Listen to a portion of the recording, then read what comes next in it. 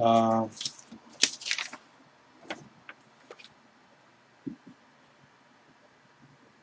Sub intro. How can we judge when it is time to leave this plane or when a person's story is to end? Only the individual can answer this question. But I believe that this plane, where reality called Earth exists, is only one level of existence, a physical one. We are all travelers between this physical dimension and many other types of dimensions. Another physical dimension has been identified scientifically as an energetic reality, such that is the subatomic, or called the astral plane by the mystics.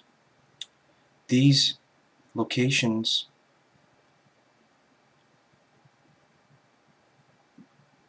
Well, I think subatomic is scientific and astral is energetic, which is the fourth dimensional properties, fifth dimensional state, which is mental, and sixth dimensional experience, which is also a subclass, which is also the fourth dimension. They're both subclasses in states of trial and error. And there's the seventh dimensional harmony. So these locations are existence where we go when we sleep, and finally when we die and begin our next journey. Let me clarify. If dreaming is another reality, then daydreaming would be the same reality. Just different states of consciousness. Here's the catch. If dreaming is the connection to the astral reality, then daydreaming is also the portal to the same reality.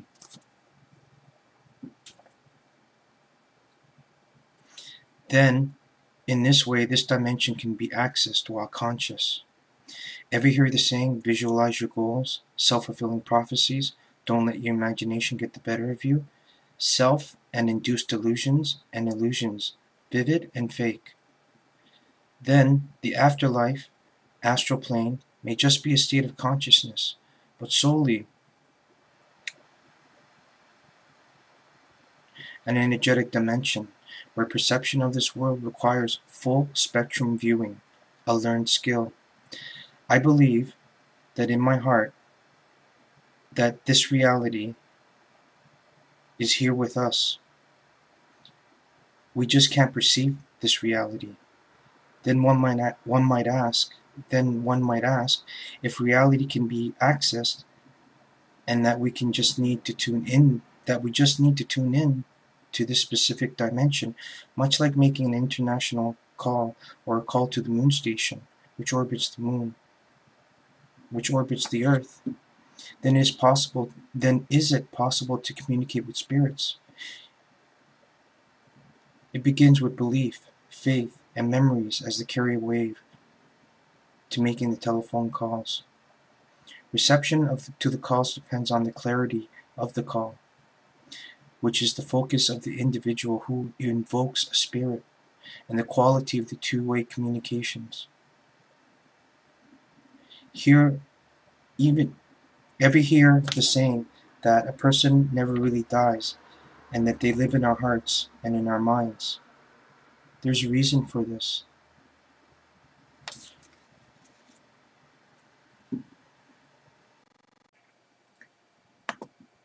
So if it may please, follow my interviews and broadcasts listed on YouTube's website.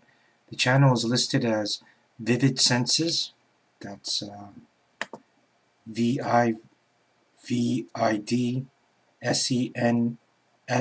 So that's one word, and that's Vivid Senses on YouTube's website. And it's listed as a channel, but when you do the search, it does all search anyways, and most of the videos are listed and they start off as Q. So please look for those videos, and there will be a table of contents, It's called QQ1 Table of Contents, and there's also Q1 and a brief intro. Basically, the table of contents also gives a brief summary about the topics being covered, and the topics are going to go from Q1 to 35, so it's Q1 all the way to 35, and it's going to be based on a large variety of topics, and these topics are very diverse and provide factual proof from every religion, as the burden of proof is intellectually overwhelming. The topics of science, physics, and spirituality, and the secret knowledge found in every religion that are cipher keys is the foundation of these interviews, which will attempt in humility to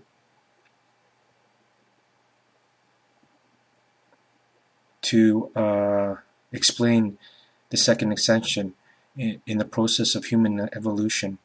I request formally that whatever topic you find that interests you, after you found that you are likened to the to the to the information in general, just could you please follow it in order from starting from 1 and from the intro, because there's stuff in the intro that's very informative, and please please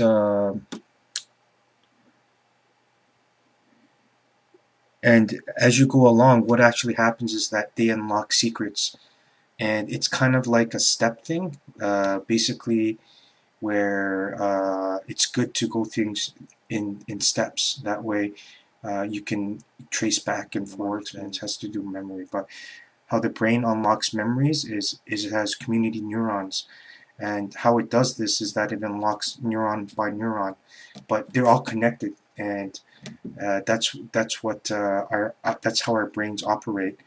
And the spiritual partition, which is the part of our brain that's not activated but is dormant, and it only expresses itself as the sixth sense, a very vague reminiscence of what we actually can be when we're activated, will be explained more further when you go through these interviews. And it's the exact same reason why animals that in the 2004 tsunamis all escaped, every single one of them, for some odd reason. None of them died, but all the humans did. So basically, they're tapping into some sort of information processing that we only use so sparingly that it doesn't even really work for us. And please let me explain more when with those interviews. Thank you. Thank you.